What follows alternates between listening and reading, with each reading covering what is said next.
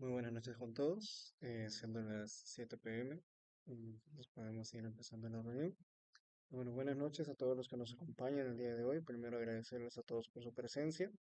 En esta ocasión, el Comité Permanente Académico de la Sociedad Científica de Estudiantes de Medicina de la Universidad Nacional de Trujillo tiene el agrado de continuar con nuestro curso nacional de promoción de la salud, donde se desarrollará el tema de hipertensión arterial, en este caso diagnóstico y tratamiento, a cargo de nuestra ponente Leslie Nicole Eco Sánchez.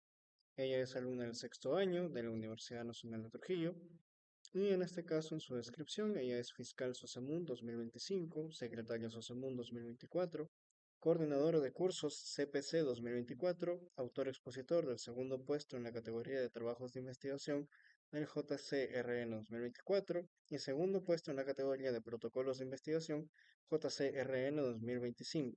Autora del tercer puesto en la categoría de trabajos de investigación CCP 2024 y es miembro de Nova Evidence Research Group.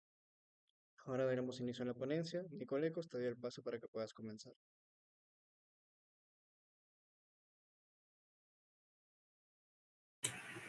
Muchas gracias José. Buenas noches con todos los presentes. Agradezco la invitación para la realización de la ponencia el día de hoy y bueno, felicitar también a tanto el Comité Permanente Académico como el Comité Permanente de Atención Integral de Salud por la realización de este curso. Ahora voy a pasar a presentar mi pantalla, por favor, José, me confirma si es que se logra observar.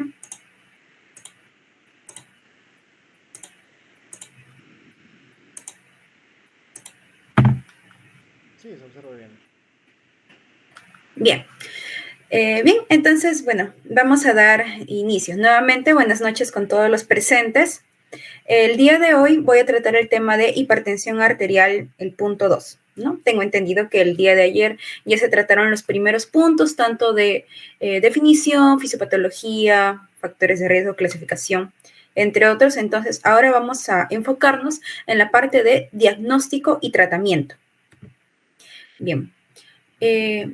Antes de todo, hay que recordar lo referente a la hipertensión arterial, que bueno, esta enfermedad crónica va a causar una serie de daños en un gran número de órganos en todo el cuerpo. Pero ¿por qué es que se va a caracterizar? Y es un pilar que debemos conocer a la hora de realizar el diagnóstico, es que va a ser caracterizado por la elevación anormal y persistente de la presión arterial sistólica y o la diastólica.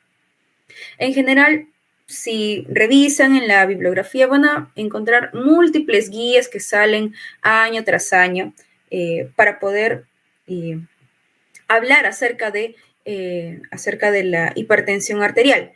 Pero vamos a ver que en su gran mayoría todas van a coincidir en que esta va a estar definida por una presión arterial sistólica superior o igual a 140 milímetros de mercurio y o una presión arterial diastólica mayor o igual a 90 milímetros de mercurio. Vamos a partir de este concepto. Estas van a ser las cifras en las cuales nos vamos a basar para hablar ya de una hipertensión arterial. En este cuadro se pueden observar entonces, ¿no? Cómo es que han ido variando los conceptos de hipertensión arterial o de presión normal o presión elevada. Entonces, dentro de todas estas guías en la cual nosotros nos vamos a basar a lo largo de esta exposición, va a ser en la propuesta por la Sociedad Europea de Cardiología, que es la más reciente, la del año 2024. Bien, entonces, ya vimos cuáles son las cifras para hablar de la hipertensión arterial, ¿no? Que esta va a ser la sistólica mayor o igual a 140 milímetros de mercurio y la diastólica mayor o igual a 90 milímetros de mercurio. Aquí estoy hablando de una medición de la presión arterial, pues con el tensiómetro, ¿no? Pero vamos a ver que asimismo van a existir distintas formas de poder confirmar ese diagnóstico de hipertensión arterial. Es decir, tras la realización de una primera medición de la presión arterial, no basta con una sola medición para decir ¿ok? Mi paciente tiene hipertensión arterial. No, es por esto que estoy resaltando este concepto de que es una elevación anormal y persistente, es decir, vamos a necesitar más de una medida eh, de presión arterial elevada, de una presión de hipertensión arterial, para poder hablar ya de un diagnóstico certero. Y entonces, ¿cómo podemos confirmar nuestro diagnóstico de hipertensión arterial tras una primera medición? Aquí vamos a encontrar distintos métodos. Entre ellos, los más recomendados son tanto el AMPA como el MAPA. ¿Qué significan estos? Bueno, el MAPA, que viene a ser la monitorización ambulatoria de la presión arterial, y de ahí las siglas MAPA, viene a ser una forma de medición continua de la presión arterial que se va a realizar en 24 horas, como se puede observar en la imagen. Aquí, tras la aplicación de un dispositivo validado, al paciente se le va a medir la presión arterial en intervalos de 20 minutos durante el día y cada 30 a 60 minutos durante la noche, ¿no? Tras este dispositivo. Tras ello, se va a calcular el promedio para el día, el promedio para la noche y el promedio de 24 horas de la presión arterial.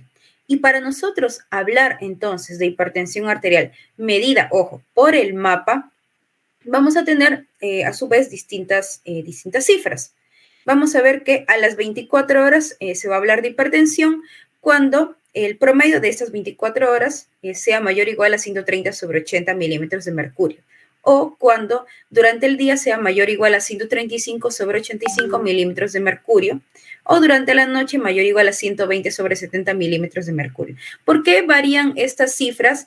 Lo que pasa es que la presión arterial va a seguir un ritmo circadiano. Durante la noche suele disminuir del 10 al 20% sus valores respecto a la mañana. Es por esto que en la noche las cifras para considerar ya una hipertensión pues van a ser menores, ¿no?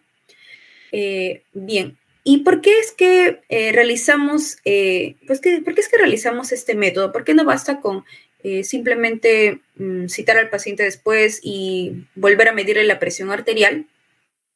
Esto es para evitar la famosa hipertensión de bata blanca, es decir, que cuando el paciente, en muchos casos, el paciente acude al consultorio y se le dice de bata blanca, pues porque al ver al médico, la presión medida puede ser mayor a la que normalmente el paciente tiene, ¿no? Por distintos factores, por sentirse nervioso, entre otros. O también para evitar la hipertensión enmascarada. El caso contrario, el paciente cursa con presiones altas, pero al acudir al consultorio, pues tiene una presión menor a lo que usualmente tiene. Entonces, esta es una de las formas de confirmar el diagnóstico, el MAP. Pero aquí mencionamos otra más, que es el AMPA, es decir, la automedición de la presión arterial. Aquí se va a medir la presión arterial, como el nombre lo dice, automedición, es decir, por el paciente. Se va a medir la presión arterial tras 5 minutos de reposo con el brazo y la espalda apoyados. Ahora justo vamos a pasar a hablar cuáles son esos requerimientos para medir correctamente la presión arterial. Bien, entonces, tras esos requerimientos, se le va a tomar 3 automediciones en cada ocasión con un intervalo de 1 a 2 minutos entre estas mediciones. Y estas mediciones entonces van a ser 2 veces al día, en la mañana y en la tarde, durante al menos 3 días, pero lo ideal es que se realice durante 7 días. Esto también nos dice nuestra guía MINSA. Recientemente salió una para hipertensión arterial del año 2024. Entonces, vemos ya algunas diferencias, ¿no? En el mapa, aquí se va a emplear un dispositivo que va a medir la presión en la mañana cada 20 minutos y en la noche cada 30 a 60 minutos, pero en 24 horas. Mientras que en el AMPA, aquí es una automedición de la presión arterial y es una vez en la mañana, una vez en la tarde, por 7 días, ¿no? Y como son varias medidas, aquí ya se considera la hipertensión arterial cuando la presión arterial sistólica es mayor o igual a 135 milímetros de mercurio y la diastólica mayor o igual a 85 milímetros de mercurio. Ok, aquí continuamos justo hablando de la confirmación del diagnóstico. Ya habíamos dicho que para confirmar esta elevación anormal y persistente de la presión arterial, lo ideal era utilizar ya sea el mapa o el AMPA, pero muchas veces es complicado poder realizar la misma, ¿no? Ya sea porque el paciente no cuenta con un dispositivo validado, no cuenta con un tensiómetro digital en este caso, ¿no? Entonces, aquí la tercera opción es realizar el diagnóstico en consultorio externo. ¿Y cómo es esto?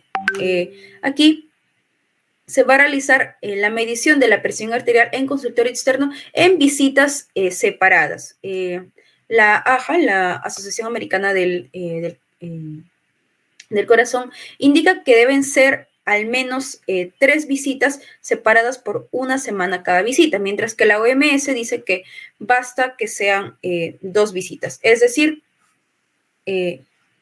un día un paciente va al consultorio externo, se le encuentran cifras mayores a 140-90, entonces yo lo cito en una semana para ver si es que efectivamente continúa esta presión, estas cifras hipertensivas, ¿no? Mayor o igual a 140/90. Entonces, esta es la forma en la cual se va a poder confirmar el diagnóstico, ¿no? Y ver que tal vez esta primera presión que fue elevada no se haya debido tal vez a alguna otra causa. Hay múltiples causas, como seguramente hablaron ayer, que pueden elevar la presión arterial, pero que por ello se va a requerir confirmar esta elevación en el tiempo. Bien. Y lo recomendable en general es que este diagnóstico pues no pase de un mes, ¿no? Si bien se dice que estén separadas las mediciones al menos una semana, tampoco la idea es que yo le mida hoy día y de aquí le mida 2 meses, ¿no? Es realizar el diagnóstico de forma oportuna para también poder iniciar el tratamiento. Lo que sí, va a haber una situación en la cual no se va a requerir como tal la confirmación, es decir, la nueva medición de la presión arterial. ¿Cuál va a ser la excepción? Cuando el paciente esté cursando con en este caso, con una emergencia hipertensiva, en la cual haya presiones, es decir, se le mida la presión y el debute con, bueno, en este caso, eh, presiones superiores a 180 sobre 120, pero que además haya daño de órgano diana. Como bien mencionado en un principio, la hipertensión arterial se va a caracterizar porque además va a generar daños en múltiples órganos del cuerpo, entre ellos el riñón, el corazón, a nivel de los ojos, entre otros. Bien, ¿y cuáles entonces van a ser los procedimientos diagnósticos? Ya vimos que uno era la medición de la presión arterial, pero adicionalmente no va a bastar esto para poder, mejor dicho, no basta simplemente medirle la presión arterial al paciente, sino que hay que realizar un examen completo. ¿Y esto por qué? Porque también como seguramente lo mencionaron el día de ayer, puede existir en su mayoría de casos, la hipertensión arterial va a ser de tipo primaria, es decir, no vamos a encontrar una causa aparente para estas cifras hipertensivas. Sin embargo, también existe una minoría de casos en los cuales se habla de una hipertensión arterial secundaria. ¿Qué quiere decir esto? Que estas presiones elevadas van a deberse a una enfermedad subyacente, ¿no? Entre las cuales pues hay múltiples, ¿no? Encontramos enfermedades renales, hiperaldosteronismo, entre otras. Pero aquí, en lo cual nos vamos a enfocar es en la primaria, que es la más frecuente de todas. Entonces, para el diagnóstico, en primer lugar, debemos recordar que inclusive desde antes del tratamiento todo inicia con la prevención.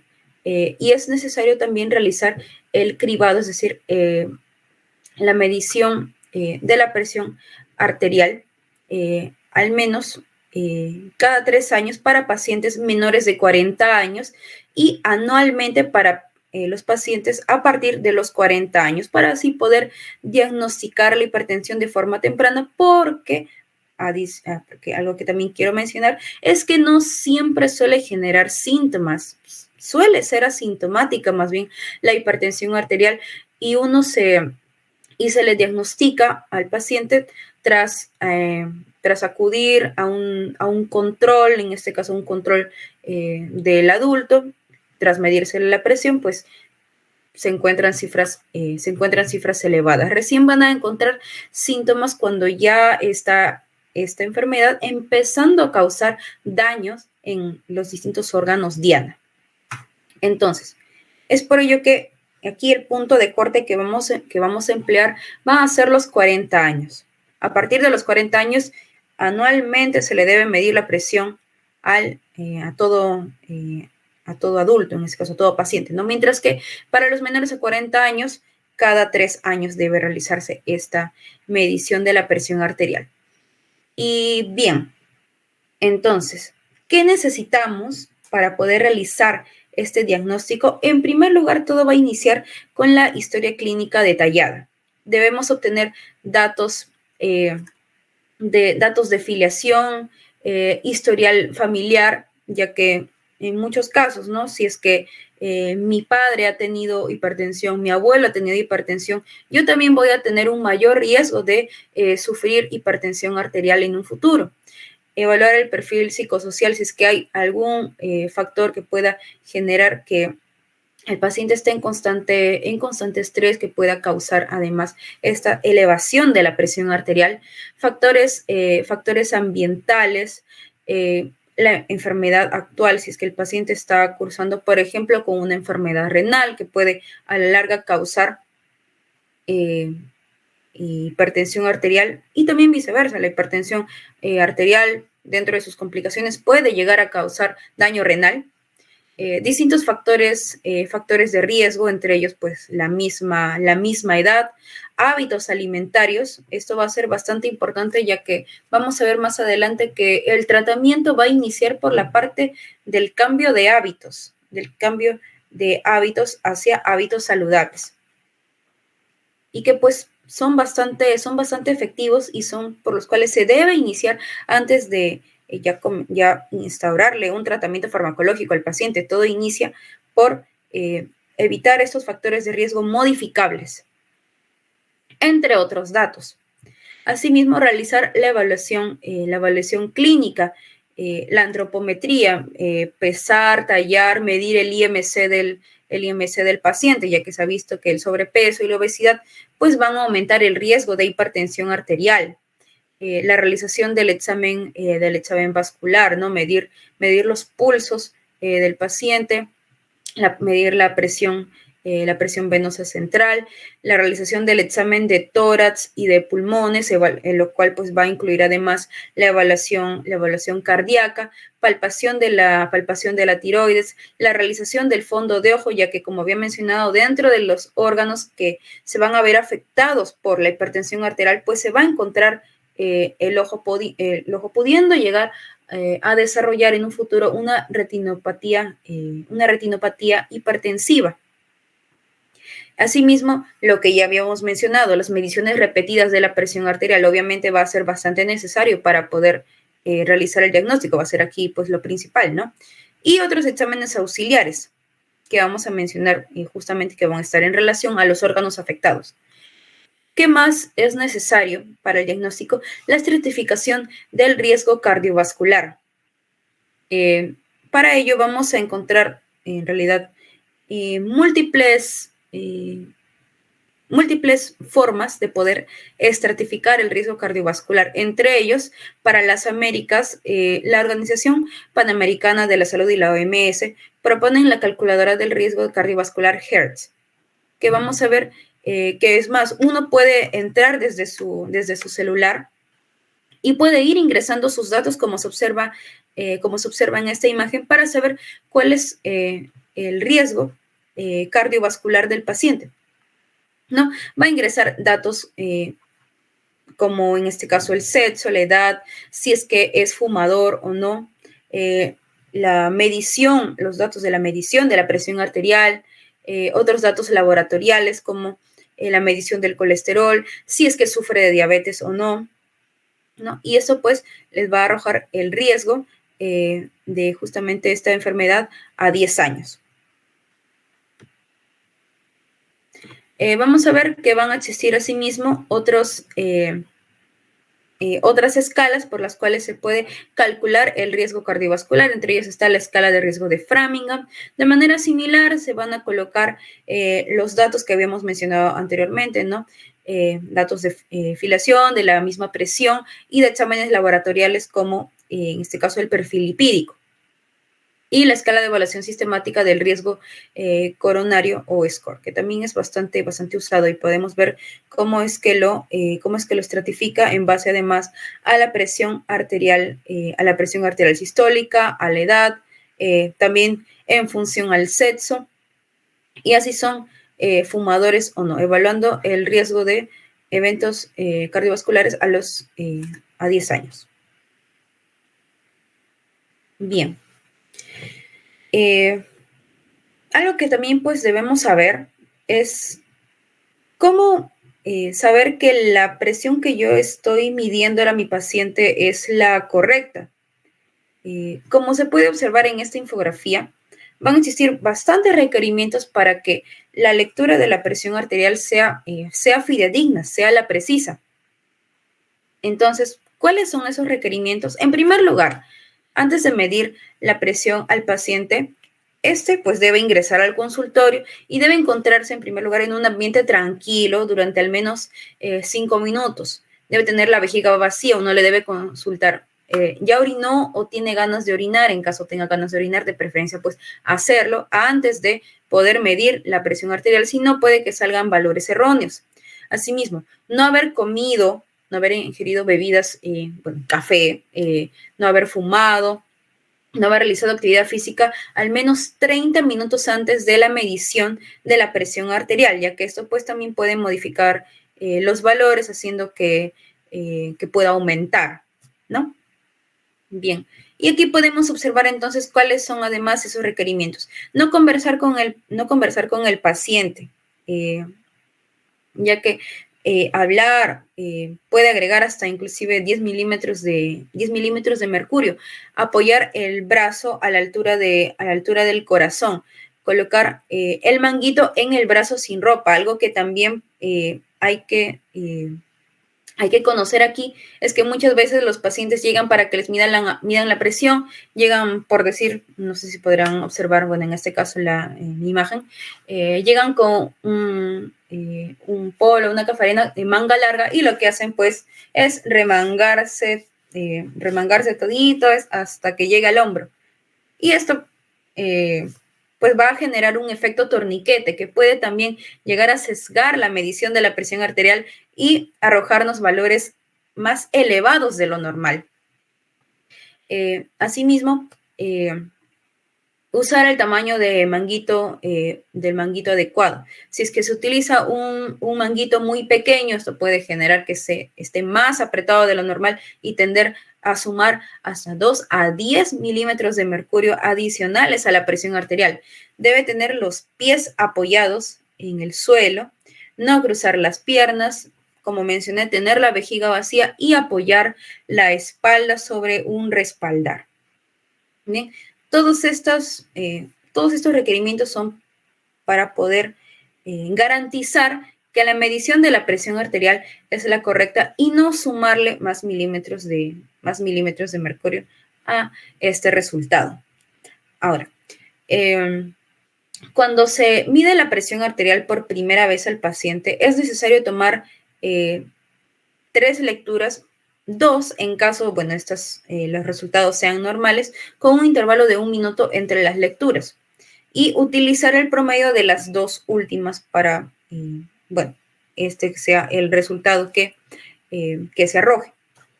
Y en la primera visita es necesario realizar la medición en ambos brazos y considerar además aquel cuya lectura haya sido mayor. Bien. Dentro de los exámenes auxiliares que se van a solicitar, bueno, aquí encontramos muchos, ¿no? Si bien la medición de la presión arterial es lo necesario para poder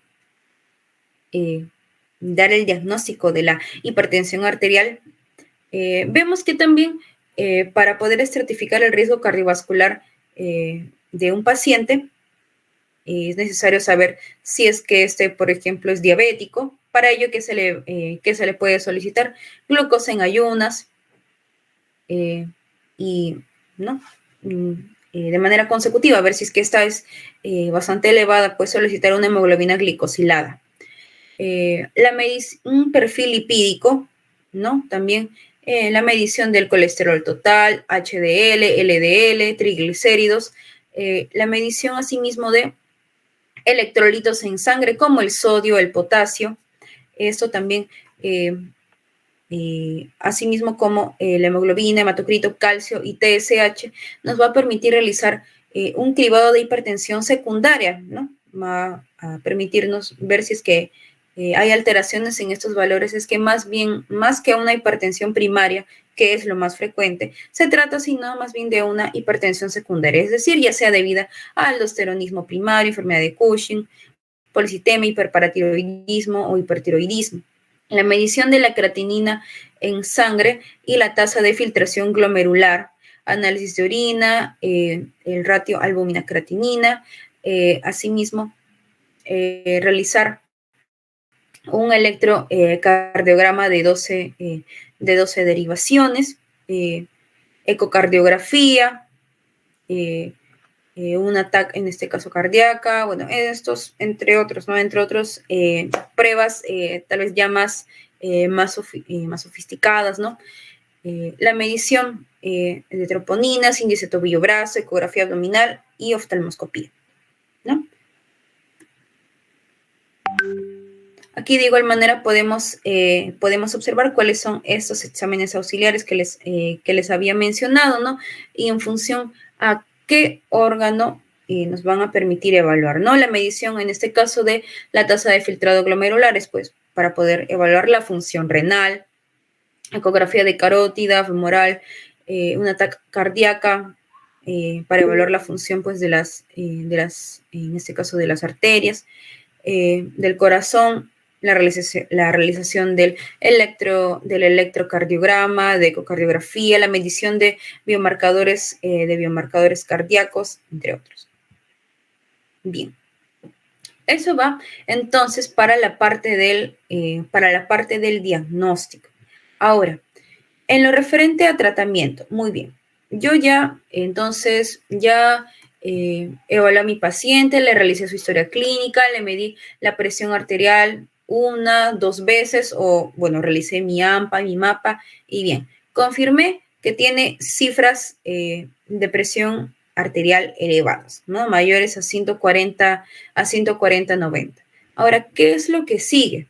Bueno, antes de hablar como tal del tratamiento que va a seguir el paciente, debemos nosotros trabajar en base a metas. ¿Esto qué quiere decir? Para la hipertensión en general, pues, ¿cuál va a ser la meta? Que el paciente ya no tenga estas cifras de hipertensión arterial, es decir, que tenga cifras de presión menores a 140/90. Pero vamos a encontrar que también van a existir variaciones van a existir variaciones respecto a qué otra comorbilidad pueda tener el paciente. En el caso de los diabéticos, se va a buscar más bien que la presión arterial sea menor a 130/80, en personas con proteinuria menor a 130/80, si tienen enfermedad renal crónica sin hemodiálisis, la sistólica menor a 120.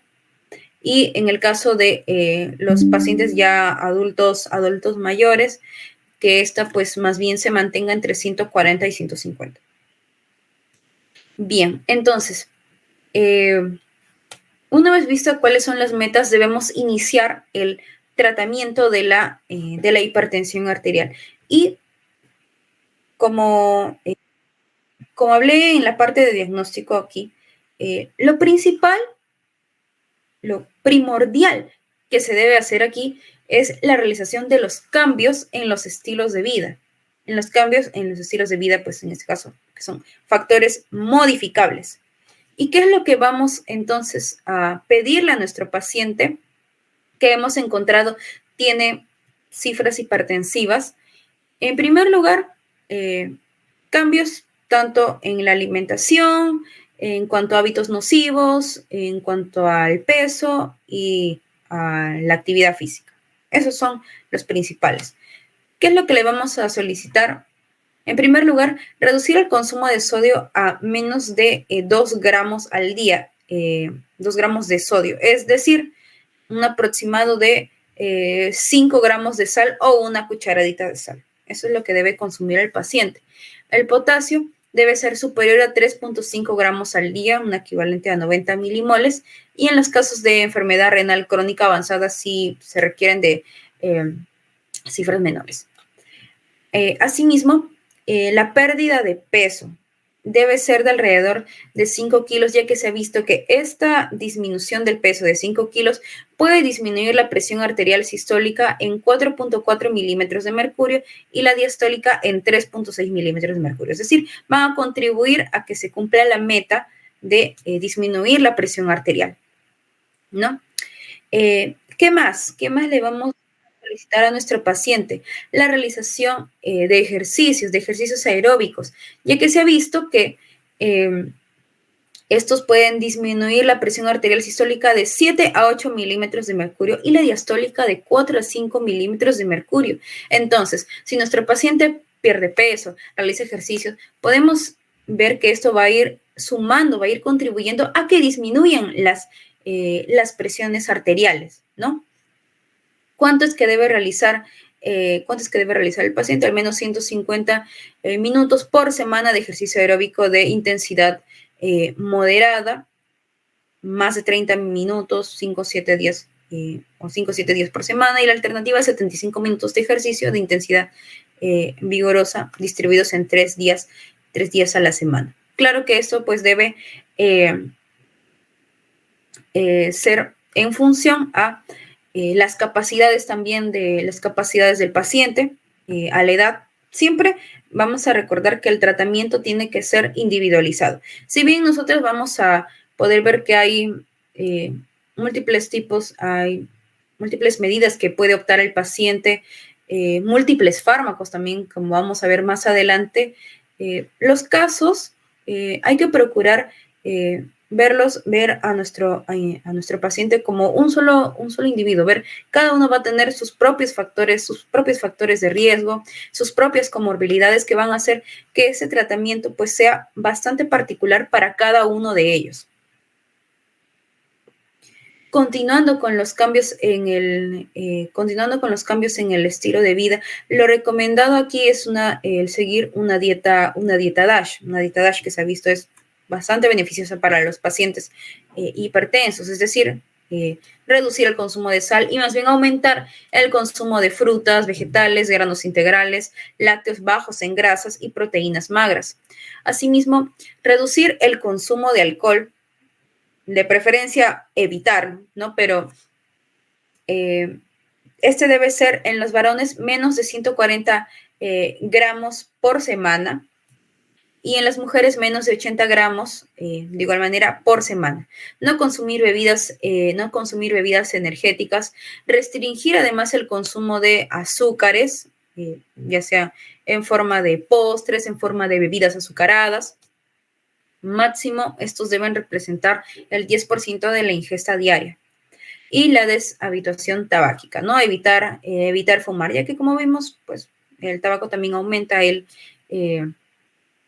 en este caso va a aumentar el riesgo, ¿no? de la hipertensión arterial. No, aquí podemos ver entonces de forma resumida cuáles van a ser aquellos requerimientos de cambios en el estilo de vida que vamos a solicitarle a nuestro paciente como medida inicial, ya sea el control del peso, la actividad física, reducir el consumo de sal, alimentación balanceada, evitar el tabaco y el consumo de alcohol. Bien. Asimismo, Si bien nosotros hablamos de ya hipertensión cuando hay cifras mayores a 140/90, ¿qué es lo que pasa si es que mi paciente, yo le mido la presión y llega con 135/85? Si bien no entra en la categoría de hipertensión arterial, ya debe generarnos una alarma de que está con cifras elevadas de presión arterial. No todavía cifras hipertensivas, pero sí cifras elevadas. Y por ello es necesario desde este momento ya iniciar los cambios en el estilo de vida, ¿no? Explicarle al paciente que si continúa con los hábitos que tiene, pues puede llegar a desarrollar hipertensión arterial, ¿no? Entonces vemos que en todos los casos lo ideal va a ser los cambios en el estilo de vida para la prevención de la hipertensión arterial. Y además, si ya está en cifras de presión arterial elevada, pues debe realizarse el control, un control, una medición de la presión arterial de forma periódica, ¿no? Ya habíamos dicho que en el caso de los menores a 40 años, cada 3 años y a partir de los 40, sí, una vez al año, la medición de la presión arterial. Bien, entonces, ahora con lo que respecta al tratamiento farmacológico, bien, ¿por qué hacía tanto énfasis en la parte del tratamiento no farmacológico? Porque se puede prolongar el inicio del tratamiento farmacológico en base a cómo el paciente responda a los cambios en los estilos de vida. Es decir, para iniciar el tratamiento farmacológico, ¿qué es lo que se va a o en qué casos se van a iniciar? En casos, pues, cuando exista una hipertensión arterial con riesgo cardiovascular bajo, pero que los pacientes, pues, han realizado cambios en el estilo de vida por lo menos 3 a 6 meses y no se ha obtenido las metas de presión arterial. Es decir, se le indicó 3 a 6 meses que haga ejercicio, que baje de peso, que consuma menos sal, que consuma una dieta balanceada, que no tome, que no fume, pero a pesar de ello, pues no ha logrado disminuir la presión arterial, entonces se va a iniciar ya un tratamiento farmacológico. ¿En quiénes más? En pacientes que tengan presiones ya más superiores, una presión arterial sistólica mayor o igual a 160 milímetros de mercurio o una diastólica mayor a 100 milímetros de mercurio. En este caso, pues ya son cifras mucho más elevadas. Independientemente de otros parámetros, se va a iniciar entonces la terapia farmacológica y en pacientes que tengan un riesgo cardiovascular de moderado a alto. Bien, entonces lo ideal aquí va a ser, ya las guías lo mencionan, iniciar con una terapia doble. Esto va a ser lo principal para el manejo farmacológico de la hipertensión arterial. Iniciar con una terapia doble. Pero van a existir ciertos casos en los cuales todavía se puede iniciar con una terapia única, que significa que empiecen a tomar un solo fármaco. Y para ello tenemos que conocer entonces cuáles son los fármacos de primera línea para la hipertensión arterial. Entre ellos, pues vamos a tener los IECAs, es decir, los inhibidores de la enzima convertidora de angiotensina, entre los cuales tenemos al enalapril, al captopril. ¿Qué otros fármacos tenemos aquí? Los ARA2, los antagonistas de los receptores de angiotensina 2, entre los cuales tenemos al famoso losartán, al valsartán. ¿Qué otros fármacos? Tenemos a los diuréticos tiacídicos como la hidroclorotiacida, bloqueadores de los canales de calcio dihidropiridínicos como el amlodipino, como el nifedipino, y otros que no aparecen, que no figuran aquí, que son, bueno, los beta bloqueantes, ¿no? Como el bisoprolol y la betalol. Vamos a ver más adelante, entonces, justo estos fármacos. Bien, y estas van a ser entonces las dosis, pero para terapia única. Entonces, ¿en quiénes se va a indicar esta terapia única?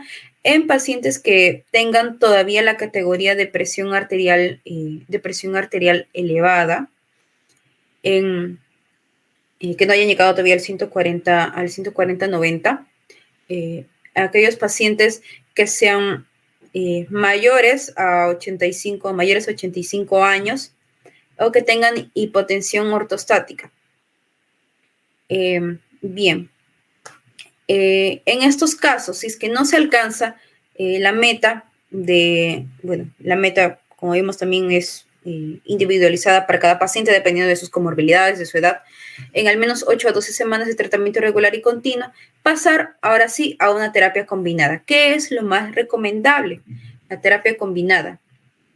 ¿Y por qué? ¿Por qué es lo más recomendable la terapia combinada? Porque al sumar el mecanismo de dos fármacos, esto nos va a, al sumar el mecanismo de estos dos fármacos, pues nos va a permitir que por distintas vías se pueda reducir la presión arterial. Además que como solo se van a emplear, bueno, fármacos por separado, ya no va a ser necesario llegar a dosis muy elevadas que puedan llegar a generar efectos adversos, ¿no? Bien, entonces vamos a ver que se va a recomendar el tratamiento antihipertensivo combinado para la mayoría de los pacientes con hipertensión confirmada como tratamiento inicial. ¿Y cuáles van a ser las combinaciones preferidas? Va a ser un bloqueador del sistema renina-angiotensina, es decir, ya sea un IECA o un ARA2, con un bloqueador de canal de calcio dihidropiridínico o un diurético. Habíamos visto que entre los diuréticos, los tiacídicos, por ejemplo, ¿no? Aquí tenemos entonces algunas combinaciones que pueden emplearse: enalapril como IECA más hidroclorotiazida como diurético, losartán como ARA2 más hidroclorotiazida, o enalapril más amlodipina como bloqueador de canal de calcio dihidropiridínico, o losartán más amlodipina. Bueno, aquí también podemos entonces observar en este gráfico cuáles son las combinaciones más recomendadas. Vamos a ver que aquellos que tengan una línea continua son las combinaciones que están más recomendadas, ¿no? Como IECAS con calcio antagonistas, o BRA, o bueno, ARA2 también, calcio como ARA2, de igual manera con calcio antagonistas o con diuréticos, de igual manera IECAS con diuréticos.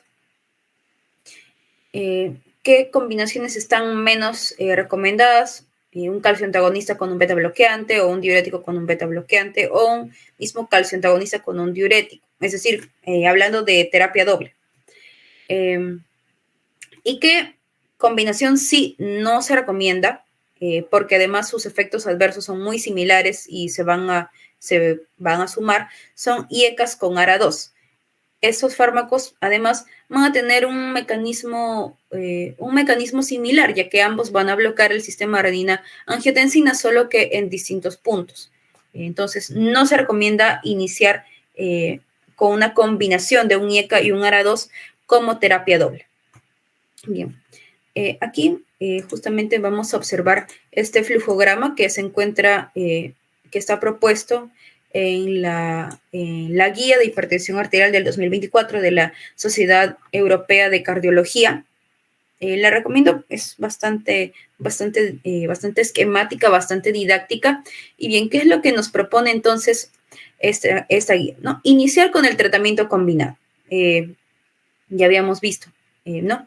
Que lo más recomendado es iniciar con una terapia doble a dosis bajas con ya sea IECA o ARA2, es decir, uno de estos dos, más un calcio antagonista más un diurético.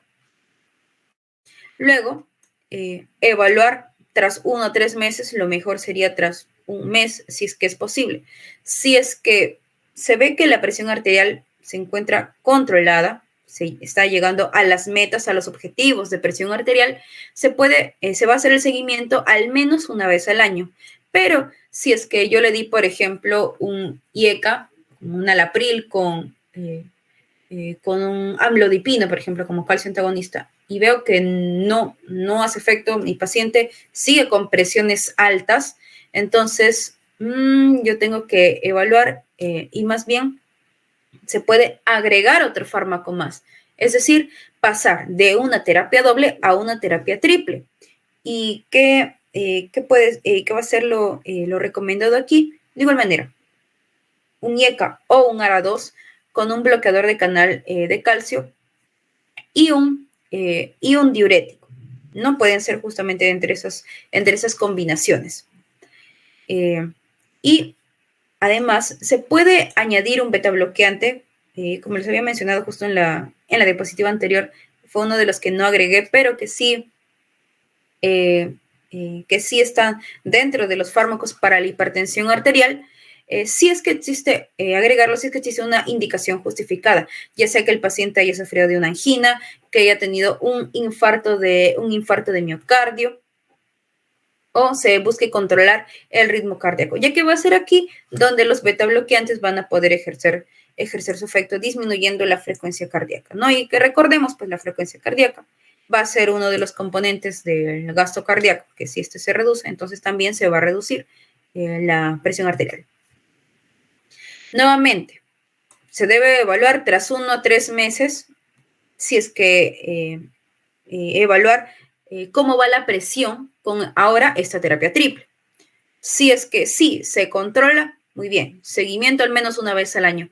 Pero si es que no, si es que a pesar de yo haber añadido un fármaco más, mi paciente sigue con las presiones elevadas, entonces lo que voy a hacer aquí primero va a ser aumentar la dosis, aumentar las dosis de estos fármacos, emplear las dosis máximas toleradas de esta terapia triple.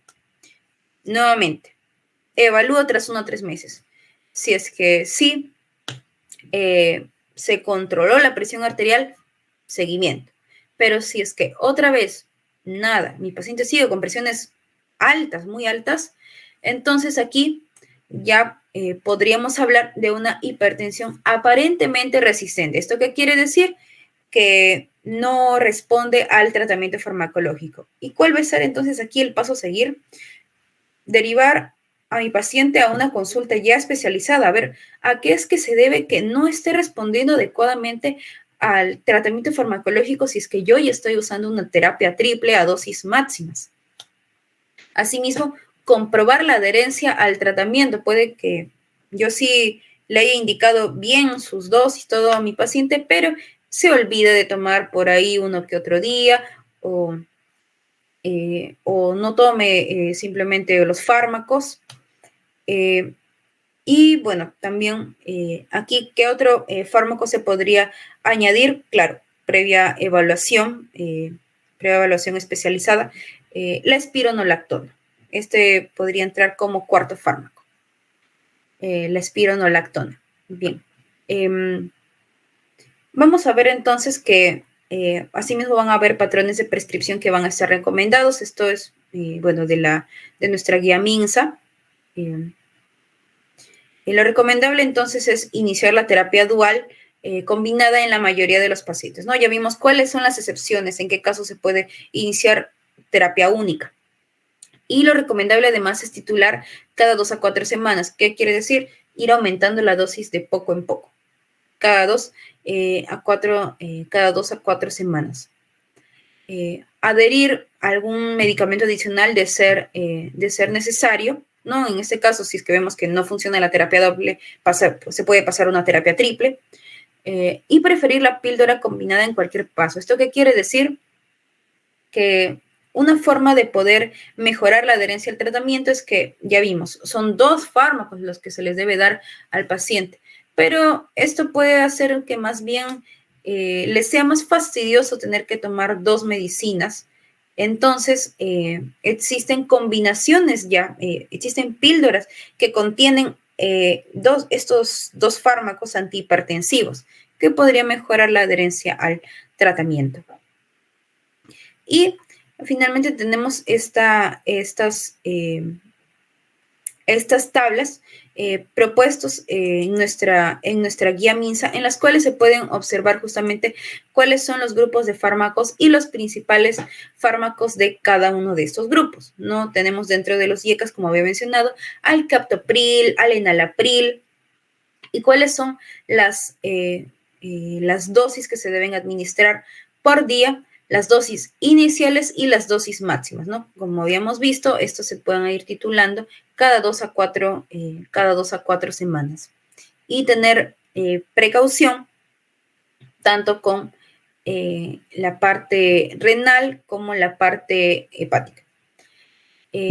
Asimismo, entre ellos pues tenemos a los ARA2, están los sartán, telmisartán, uno que falta aquí, el valsartán, los bloqueadores de los canales de calcio como el amlodipino y el nifedipino, diuréticos, principalmente la hidroclorotiazida, beta bloqueantes como el bisoprolol, tenemos a la espironolactona y diuréticos de asa como la furosemida. Y aquí podemos observar cuáles son entonces las indicaciones y las contraindicaciones de estos medicamentos antihipertensivos. Hemos visto entonces que existen varias combinaciones que pueden realizarse para el tratamiento farmacológico de la hipertensión arterial. ¿Y de qué va a depender que yo use uno u otro fármaco? Pues recuerden que esto va a ser individualizado, dependiendo de mi paciente. Por ejemplo, si es que este tiene un antecedente de una angina, de haber tenido un infarto, lo recomendable va a ser que yo emplee dentro de mi terapia combinada a los beta bloqueantes. Pero si es que más bien mi paciente es asmático, o sufre de bradicardia, yo no le voy a indicar un beta bloqueante. ¿Por qué? Porque más bien lo que va a hacer, pues en el asma va a favorecer la broncoconstricción y mi paciente puede tener una crisis. O si es que sufre de bradicardia, los beta bloqueantes van a disminuir la frecuencia cardíaca, o sea que yo de lo que está baja la frecuencia cardíaca la voy a bajar todavía más. Entonces, vamos a ver que hay momentos en los cuales sí puedo usar un fármaco y en los cuales no voy a poder usarlos. Entonces aquí justamente se hablan de cuáles son además las RAMs de estos fármacos. Hablando de los beta bloqueantes, tenemos la bradicardia, el broncoespasmo, depresión, disfunción eréctil. Si es que mi paciente, por ejemplo, sufre de insuficiencia cardíaca congestiva, aquí yo más bien sí le podría indicar en su terapia combinada un diurético tiacídico, como la hidroclorotiazida, ¿no? En estos casos, pues los pacientes con insuficiencia cardíaca justamente suelen desarrollar edemas. Entonces, al administrar un diurético voy a favorecer a que se eliminen estos líquidos que están en exceso en el paciente. Pero en qué casos no puedo indicarlo si es que el paciente sufre de gota o si es que sufre de hiponatremia. ¿Por qué? Porque además dentro de sus efectos adversos vamos a encontrar la hiponatremia, la hipopotasemia, ¿no? Ya que al eliminar en este caso al eliminar agua, esto también pues se puede llevar electrolitos. Bien. Los diuréticos de asa, como la furosemida, en casos de insuficiencia renal o insuficiencia cardíaca congestiva, también va a tener efectos adversos, ¿no? Como hipovolemia, hipotensión, hiponatremia, hipopotasemia. Los bloqueadores de canales de calcio dihidropiridínicos. Estos van a estar indicados sobre todo en los pacientes adultos mayores. ¿Cuáles son los bloqueadores de canales de calcio dihidropiridínicos? Pues hablamos del amlodipino, del nifedipino. También se puede indicar en casos de enfermedad vascular periférica. Algunos de sus efectos adversos pueden causar cefalea, edema periférico, y en el caso de los IECAs y de los ARA2, estos pues van a ser dentro de los principales, ¿no? De los principales fármacos que vamos a indicar desde un principio, desde la terapia única inclusive, hasta en la terapia combinada. Entonces vemos que estos se pueden indicar los IECAs si es que hay insuficiencia cardíaca congestiva, si es que hay nefropatía no diabética o inclusive en casos de proteinuria, de manera muy similar en el caso de los ARA2, pero estos no están contraindicados en el embarazo, pueden llegar a ser teratogénicos, así que evitarlos en estos pacientes, en pacientes gestantes o en pacientes que van a asesoría preconcepcional y manifiestan que son hipertensos, pero les gustaría tener un hijo. En estos casos, tras una evaluación especializada, lo ideal es realizar un cambio del fármaco, ¿no? Ya que hemos visto existen múltiples combinaciones. Otras contraindicaciones, en ambos casos la hiperpotasemia, ya que dentro de sus efectos adversos va a encontrarse justamente la hiperpotasemia, de manera contraria a los diuréticos. Es por eso que vemos ahí, ¿no? Que sus efectos adversos como que entre uno y otro se van compensando. Y un efecto adverso bastante frecuente de los IECAS es que estos pueden llegar a causar la tos seca, que hace que muchas veces los pacientes no quieran continuar con el tratamiento porque puede llegar a ser bastante molesto.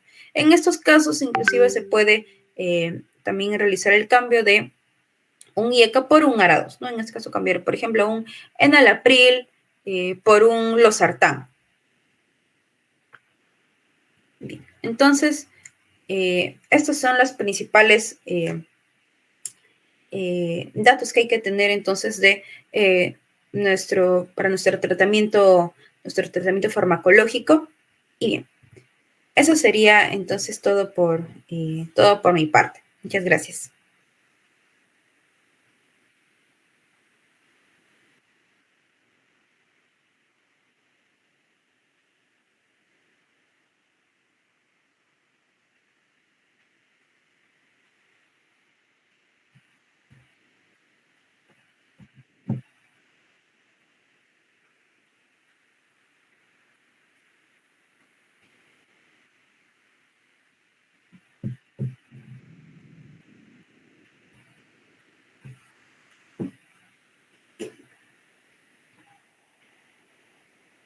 Y si es que hubiera también alguna pregunta.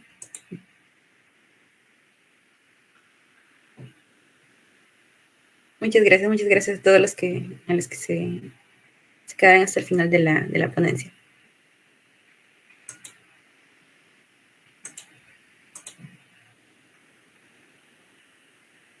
Sobre si puedo pasar las diapositivas, ok.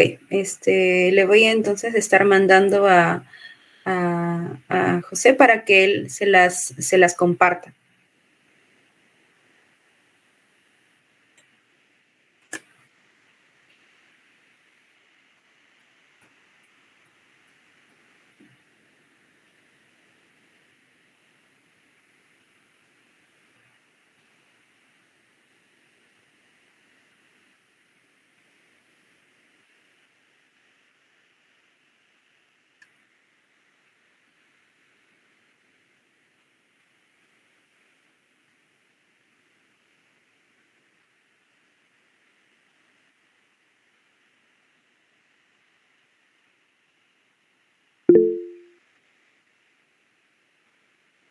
Muchas gracias.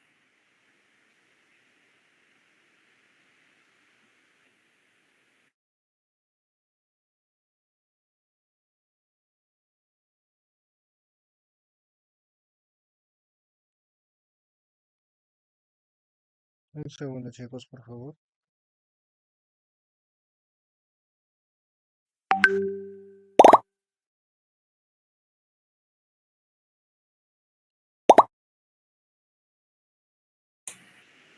Bien, nuevamente muchas gracias con todos los presentes. Y bueno, los dejo para que resuelvan su quiz. Buenas noches con todos. Muchas gracias, chicos. Hasta luego.